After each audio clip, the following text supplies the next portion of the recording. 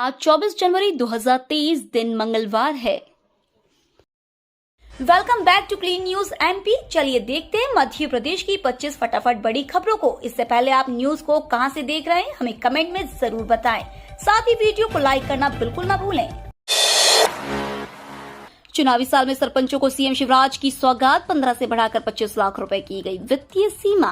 चुनावी साल में मध्य प्रदेश की सरकार सभी को कुछ न कुछ सौगात दे रही है। अभी कुछ ही दिन पहले प्रदेश के मुख्यमंत्री शिवराज सिंह चौहान ने जिला पंचायत अध्यक्षों को सौगात देते हुए उन्हें राज्य मंत्री का दर्जा देने सहित उनका मानदेय 1 लाख रुपए प्रतिमाह कर दिया है। अब प्रदेश सरकार ने सरपंचों को भी सौगात दी। अब सरपंचों की वित्तीय सीमा 15 लाख रुपए से बढ़ाकर 25 लाख रुपए कर दी है। इससे ग्रामीण सरकार अपने गांवों में विकास बेहतर ढंग से करा सकेगी। उज्जैन घूमने वाले यात्रियों के लिए खुशखबरी, जल्द मिलेगी यहां इलेक्ट्रिक बाइक की सुविधा। मध्य प्रदेश के उज्जैन भ्रमण के लिए आने वाले श्रद्धालुओं के लिए अच्छी खबर है। उन्हें अब यहां किराए पर ई बाइक की सुविधा मिलेगी, जिससे कि वो उज्जैन के धार्मिक स्थलों का आसानी से भ्रमण कर सकें। इसमें फिलहाल 50 ई बाइक और 50 ई साइकिल शामिल की जाएंगी। इसके लिए शहर में करीब 10 स्थानों पर स्टैंड बनाए जाएंगे, जहां इन्हें चार्ज करने की भी सुविधा रहेगी। आमजनों के लिए निकट भविष्य में शहर घूमने के लिए ऑटो रिक्शा या अन्य सार्वजनिक यात्री परिवहन सेवा पर निर्भर नहीं रहना पड़ेगा। लोग ई बाइक या ई साइकिल किराए पर लेकर यात्रा कर सकेंगे।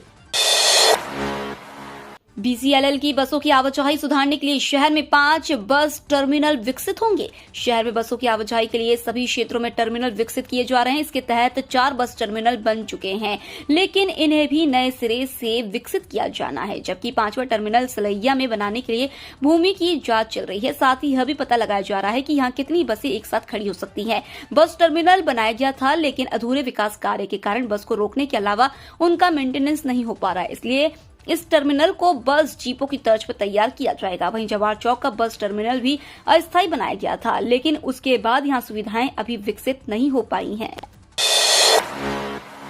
गडकरी ने एमपी को दिए कई तोहफे, ओरछा को अयोध्या से जोड़ने का ऐलान, राम राजा लोक की भी घोषणा।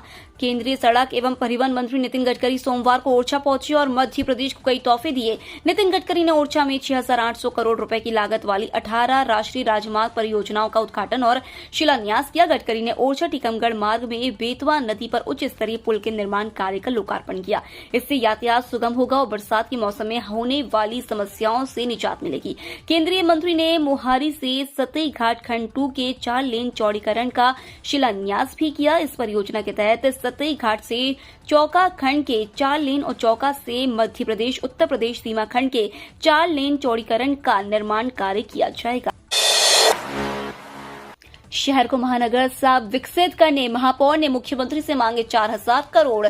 शहर को महानगर सा विकसित करने और नागरिकों को नई जबलपुर की सौगात देने के लिए महापौर ने मुख्यमंत्री से 4,000 करोड़ रुपए का पैकेज देने की मांग की है। महापौर जगत बहादुर सिंह अन्नू ने मुख्यमंत्री शिवराज सिंह चौहान को पत्र लिखकर प्रथम चरण के लिए 4,000 करोड़ रुपए की राशि अतिरिक्त रूप से प्रदान करने की मांग की है। ये सूचना जिले के प्रभारी मंत्री एवं लोक निर्माण विभाग मंत्री मध्य प्रदेश शासन गोपाल भार्गव, नगरीय विकास एवं आवास मंत्री भूपेंद्र सिंह के साथ साथ मुख्य सचिव नगरीय विकास एवं आवास विभाग मध्य प्रदेश शासन भोपाल को भी पत्र द्वारा दी है।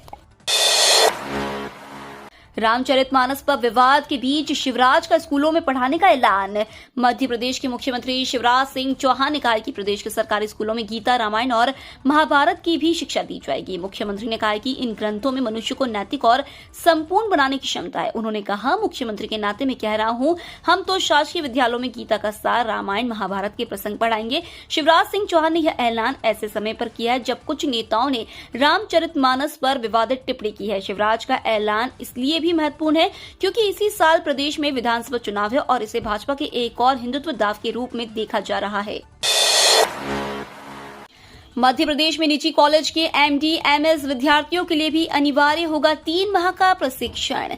एमडी, एमएस के दौरान जिला अस्पतालों में 3 माह का प्रशिक्षण निजी मेडिकल कॉलेजों के विद्यार्थियों के लिए भी अनिवार्य होगा। 2021 बैच से पीजी में प्रवेश लेने वाले विद्यार्थियों पर यह नियम लागू होगा। जिला अस्पतालों में प्रशिक्षण के लिए ज्यादा विद्यार्थी होने पर कुछ को 100 बिस्तर से अधिक के सिविल अस्पतालों या सामुदायिक स्वास्थ्य केंद्रों में भी भेजा जा सकेगा। राष्ट्रीय आयुर्विज्ञान आयोग ने 2 दिन पहले एक परिपत्र के माध्यम से यह स्पष्टीकरण जारी किया। बता दें कि एनएमसी ने सितंबर 2020 में डिस्ट्रिक्ट रेसिडेंसी प्रोग्राम का प्रावधान कर दिया था, पर इसमें कुछ बिंदुओं पर भ्रम की स्थिति थी, जिसे स्पष्ट किया गया। हालांकि जूनियर डॉक्टर इसका विरोध कर रहा है। नया स्टेट जेट प्लेन अब 25 करोड़ रुपए कम कीमत में खरीदा जाएगा, कैबिनेट में रखेंगे प्रस्ताव। मध्य प्रदेश सरकार का नया स्टेट जेट प्लेन अब 25 करोड़ रुपए कम कीमत में खरीदा जाएगा। राज्य सरकार ने नेगोशिएशन के बाद अमेरिका की विमान निर्माता कंपनी ट्रैक्स्ट्रॉन एविएशन लिमिटेड से कीमत कम करा ली है। जेट प्लेन की खरीदी का प्रस्ताव आज मंगलवार को कैबिनेट में रखा जाएगा और सहमति मिलने पर कंपनी को खरीदी का आदेश जारी कर दिया जाएगा। आगामी जुलाई माह तक इस नए स्टेट प्लेन के लिए भोपाल पहुंचने की संभावना है। 100% राजस्व वसूली हो तो नागरिकों के लिए सुलभ होगी मूलभूत सुविधाएं। राजधानी में संपत्ति कर व नगर निगम का किराया नहीं चुकाने वालों के खिलाफ सख्त कार्रवाई की जा रही है। 8,500 से अधिक पुराने बकायेदारों की संपत्ति कुर्क करने के निर्देश देने के बाद इनकी ई नीलामी की प्रक्रिया भी शुरू हो गई है। इसके बावजूद लोग नगर निगम का संपत्ति कर समेत अन्य बकाया भुगतान करने को तैयार नहीं है। यदि नगर निगम में 100% राजस्व वसूली हो तो शहर के नागरिकों को मूलभूत सुविधाएं आसानी से मिल सकेंगी। वहीं निगम को दैनिक खर्चों के लिए बैंकों से कर्ज लेने की आवश्यकता भी नहीं पड़ेगी। वर्तमान वित्तीय वर्ष में नगर निगम ने 628 करोड़ रुपए संपत्ति कर वसूली का लक्ष्य रखा है, लेकिन 10 माह बीतने के बाद भी 25% राशि ही वसूली जा सकी है, जबकि आगामी 2 माह में 486 करोड़ रुपए की वसूली करनी है। खंडवा मंडी में लगी गेहूं की बोली, किसान बोला मेरा तो नसीब ही चमक गया। कृषि उपज मंडी में सोमवार से नए गेहूं की आवक शुरू हो गई है। नया गेहूं मुहूर्त में 6,711 रुपए क्विंटल में बिका। मुहूर्त में गेहूं खरीदी के लिए व्यापारियों ने सबसे ऊंची बोली लगाई। मंडी के इतिहास में यह पहला मौका रहा जब किसी किसान का गेहूं इतने अधिक भाव में बिका। उपज बिकने के बाद किसान की खुशी का ठिकाना नहीं रहा। उसने कहा मेरा तो नसीब चमक उठा। सोमवार को मंडी में केवल एक ही किसान तुलसीराम चौहान निवासी भीलखेड़ी 5 क्विंटल नया गेहूं लेकर आया था। आंगनवाड़ी कार्यकर्ता 28 जनवरी तक आंगनवाड़ी बंद रखकर जिला स्तर पर दे रही धरना। महिला एवं बाल विकास विभाग के अंतर्गत आंगनवाड़ी केंद्रों पर कार्यरत आंगनवाड़ी कार्यकर्ता और सहायिका विभिन्न मांगों को लेकर चरणबद्ध आंदोलन कर रही है। इसी के तहत 28 जनवरी तक आंगनवाड़ी बंद रखकर जिला स्तर पर धरना दिया जा रहा है। सेंधवा तहसील मुख्यालय पर मंडी शेड में आंगनवाड़ी कार्यकर्ता सहायिका संघ की बैठक एक दिन पहले हुई है। मैरीकॉम के नेतृत्व में ओवरसाइट समिति करेगी ब्रजभूषण सिंह पर लगे आरोपों की जांच। केंद्रीय सूचना एवं प्रसारण और खेल मंत्री अनुराग ठाकुर ने सांसद खेल महोत्सव में भारतीय कुश्ती संघ की जांच के लिए बनी ओवरसाइट कमेटी के सदस्यों को ऐलान किया है। पत्रकारों से चर्चा में अनुराग ठाकुर ने बताया कि वर्ल्ड चैंपियन मैरीकॉम की अध्यक्षता में यह कमेटी बनाई गई है। उन्होंने कहा कि भारतीय कुश्ती संघ के पदाधिकारियों पर जो आरोप लगाए हैं वो गंभीर है। खिलाड़ियों को मैंने करीब 11 घंटे उन्हें धैर्य के साथ सुना भी, गंभीरता से कार्रवाई की बात कही। उसके बाद हमने आम सहमति बनाई कि एक ओवरसाइट कमेटी बनाएगी। तब रेसलिंग फेडरेशन के अध्यक्ष अपने पद पर कार्य नहीं करेंगे। जांच पूरी होने तक रेसलिंग फेडरेशन का दैनिक कार्य ओवरसाइट कमेटी देखेगी। चूल्हा भभकने से गई थी जान, इंडियन ऑयल को देना होगा 8 लाख रुपए का मुआवजा। चूल्हा भभकने से हुई मौत के मामले में जिला उपभोक्ता आयोग ने gas company Indian oil corporation को मृतक की पत्नी को 8 लाख रुपए मुआवजा देने के आदेश दिए। इंदौर के न्यू गौरी नगर निवासी अजय जैन 25 मई 2020 को चूल्हा भभकने से झुलस गए थे। उन्हें तुरंत पहले MY अस्पताल और फिर बॉम्बे अस्पताल में भर्ती कराया गया, लेकिन उनकी जान नहीं बच सकी। उपचार के दौरान 11 जून 2020 को उनकी मृत्यु हो गई। मृतक की पत्नी अंजना जैन ने इंडियन ऑयल कॉर्पोरेशन और पीयू गैस एजेंसी के खिलाफ जिला उपभोक्ता आयोग में मुआवजा राशि दिलाने के लिए परिवाद प्रस्तुत किया था। कांग्रेस कर रही 100 रुपए में 100 यूनिट बिजली योजना का दायरा बढ़ाने का वादा। मध्य प्रदेश में कांग्रेस ने चुनावी वादे करना शुरू कर दिए हैं। वचन पत्र तैयार किया जा रहा है। इसमें महंगाई, बेरोजगारी, कानून व्यवस्था से लेकर हर वर्ग को साधने का प्रयास होगा। कांग्रेस सरकार में आई तो 100 रुपए में 100 यूनिट बिजली का दायरा बढ़ाया जाएगा। पार्टी ने इस योजना का वादा पिछले विधानसभा चुनाव में किया था। कांग्रेस की तत्कालीन कमलनाथ सरकार ने इंदिरा गृह ज्योति योजना लागू की थी। अब इसका दायरा बढ़ाने की बात कही जा रही है। इसके लिए प्रदेश कांग्रेस अध्यक्ष कमलनाथ ने वचन पत्र समिति को अध्ययन करके रिपोर्ट देने के लिए कहा है। विधानसभा चुनाव से पहले एमपी में बीजेपी के लिए खुशखबरी, कांग्रेस को दी पटकनी। मध्य प्रदेश में विधानसभा चुनाव से पहले भारतीय जनता पार्टी ने निकाय चुनाव में कांग्रेस को पटकनी दे दी है। भाजपा ने 6 नगर पालिका में से 4 में जीत हासिल की है, तो कांग्रेस को 2 नगर पालिका में बहुमत हासिल हुआ है। 13 नगर परिषद में से भाजपा ने 7 पर कब्जा कर लिया है, वहीं कांग्रेस को 6 नगर पालिका में जीत मिली है। निकाय चुनाव के नतीजों को बेहद अहम माना जा रहा है। विधानसभा चुनाव से पहले इसे वार्म अप या सेमीफाइनल के तौर पर पेश किया जा रहा है। मध्य प्रदेश में बिना हेलमेट वाहन चलाने पर लगेगा 300 रुपए का अर्थदंड। प्रदेश में बिना हेलमेट वाहन चलाने पर अब 300 रुपए अर्थदंड लगेगा। परिवहन विभाग ने पूर्व में प्रस्तावित दरों में संशोधन करके एक बार फिर निर्णय के लिए कैबिनेट प्रस्ताव भेजा है, जिस पर आज निर्णय हो सकता है। विभाग ने पहले 500 रुपए अर्थदंड प्रस्तावित किया गया था। मंत्रियों ने इस दोगुने अर्थदंड के प्रस्ताव को अव्यवहारिक बताकर असहमति जताई थी। इसके साथ ही आजीविका मिशन से जुड़े स्व सहायता समूह को 2% अतिरिक्त ब्याज अनुदान देने पर निर्णय लिया जाएगा। शादी के बंधन में बंधे अथिया शेट्टी और केएल राहुल, एक्ट्रेस ने शेयर की फोटोज। भारतीय टीम के शानदार बल्लेबाज केएल राहुल और सुनील शेट्टी की बेटी अथिया शेट्टी आज शादी के बंधन में बंध गए हैं। दोनों की शादी के फंक्शंस सुनील शेट्टी के खंडाला वाले घर में हुए हैं। दोनों की शादी में लगभग 100 मेहमानों को ही बुलाया गया है, जिसमें सिनेमा जगत और क्रिकेट से जुड़ी हस्तियां शामिल हुई हैं।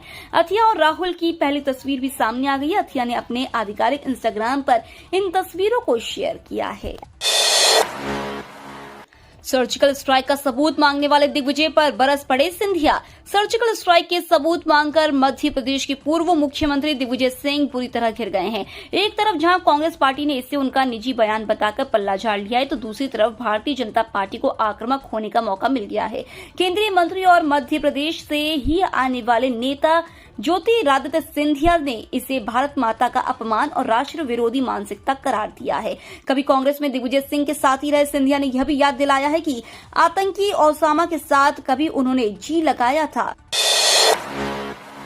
रक्षा मंत्री राजनाथ सिंह का भारत जोड़ो पर निशाना, बोले नफरत पैदा कर सत्ता पाने की कोशिश कर रहे राहुल। केंद्रीय रक्षा मंत्री राजनाथ सिंह ने रविवार को कांग्रेस के पूर्व अध्यक्ष राहुल गांधी पर जमकर निशाना साधा। उन्होंने कहा कि कांग्रेस के वरिष्ठ नेता राहुल गांधी नफरत पैदा करके सत्ता पाने की कोशिश कर रहे हैं। उन्होंने यह भी आरोप लगाया कि कांग्रेस के नेता सारी दुनिया में भारत को बदनाम कर रहे हैं। राजनीति केवल सरकार बनाने के लिए नहीं, समाज और देश बनाने के लिए की जानी चाहिए।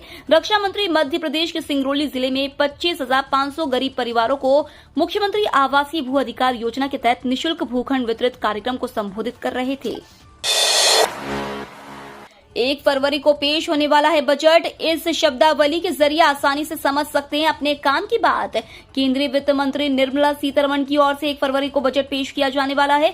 यह मोदी सरकार के दूसरे कार्यकाल का आखिरी पूर्ण बजट होने वाला है। इस कारण बजट में कई महत्वपूर्ण ऐलान हो सकते हैं। ऐसे में आपके लिए बजट को समझना जरूरी है। हम अपने लेख में बजट से जुड़ी कुछ महत्वपूर्ण शब्दावली लेकर आए हैं, जो इसमें आपकी मदद करेंगे।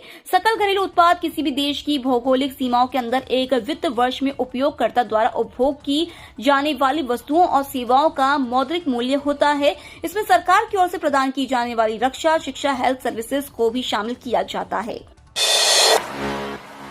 बादलों के कारण रात के तापमान में हुई बढ़ोतरी, सामान्य से 3 डिग्री अधिक रहा। इंदौर में छाए बादल और पूर्वी हवा के कारण रात के तापमान में इजाफा देखने को मिला। सोमवार सुबह न्यूनतम तापमान सामान्य से 3 अधिक 13.6 डिग्री सेल्सियस दर्ज किया गया। रविवार के मुकाबले सोमवार को न्यूनतम तापमान में 1 डिग्री की बढ़ोतरी देखने को मिली। सुबह पूर्वी हवा 8 किलोमीटर प्रति घंटा की गति से चली। सुबह धुंध का असर दिखाई दिया और दृश्यता 2000 मीटर तक दर्ज की गई।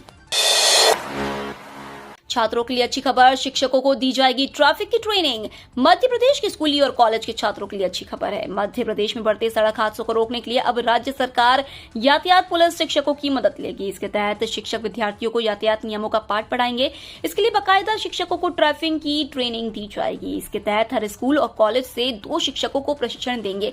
इससे न सिर्फ छात्रों को लाभ मिलेगा, बल्कि सड़क हादसों में भी कमी आएगी। दरअसल प्रदेश में हर साल सड़क हादसों में करीब 12,000 लोगों की मौत हो जाती है। इनमें ज्यादातर युवा होते हैं। ऐसे में निर्धारित किया गया है कि अब मध्य प्रदेश के सभी स्कूल एवं कॉलेजों में ट्रैफिक रूल्स पढ़ाए जाएंगे और इसके लिए टीचर्स को ट्रेनिंग दी जाएगी। इंदौर में आज आखिरी मुकाबला क्लीन स्वीप के इरादे से उतरेगी टीम इंडिया।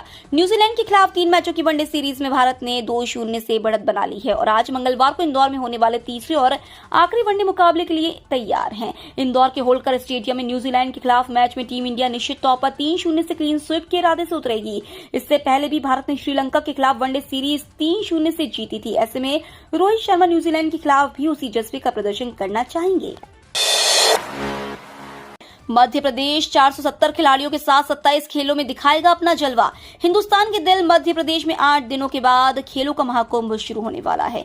मध्य प्रदेश की मेजबानी में होने वाली खेलो इंडिया यूथ गेम्स 2022 में प्रदेश की 470 खिलाड़ी 27 विभिन्न खेलों में अपने हुनर का परिचय देंगे। इस वर्ष खेलो इंडिया यूथ गेम्स प्रदेश के 8 विभिन्न शहरों में हो रहा है। इसमें भोपाल में 9 खेल, इंदौर में 6, ग्वालियर में 4, उज्जैन और मंडला में 2, जबलपुर में 4 और बालाघाट, खरगोन में 1-1 खेल का आयोजन किया जाएगा। नई दिल्ली में भी 1 खेल साइकिलिंग का आयोजन किया जा रहा है। भोपाल के टीटी नगर स्टेडियम में एथलेटिक्स के 26 खिलाड़ी मध्य प्रदेश का प्रतिनिधित्व करते हुए 3-5 फरवरी तक पदों के लिए मुकाबला करेंगे। ओबीसी आरक्षण मामले में सॉलिसिटर जनरल रखेंगे पक्ष। हाईकोर्ट में अगली सुनवाई 13 फरवरी को। मध्य प्रदेश में अन्य पिछड़ा वर्ग आरक्षण 27% किए जाने के संबंध में दायर 63 याचिकाओं पर सुनवाई जारी है। सोमवार को भी जस्टिस शील नागू और जस्टिस वीरेंद्र सिंह युगलपीठ द्वारा सुनवाई की गई। युगलपीठ को बताया गया कि प्रकरण में सरकार की तरफ से सॉलिसिटर जनरल पक्ष रखेंगे। युगलपीठ ने याचिकाओं पर अगली सुनवाई 13 फरवरी को निर्धारित की है। ये तो थी आज की 25 फटाफट बड़ी खबरें। अगर आपको न्यूज पसंद आई हो तो चैनल को सब्सक्राइब करना ना भूले। धन्यवाद।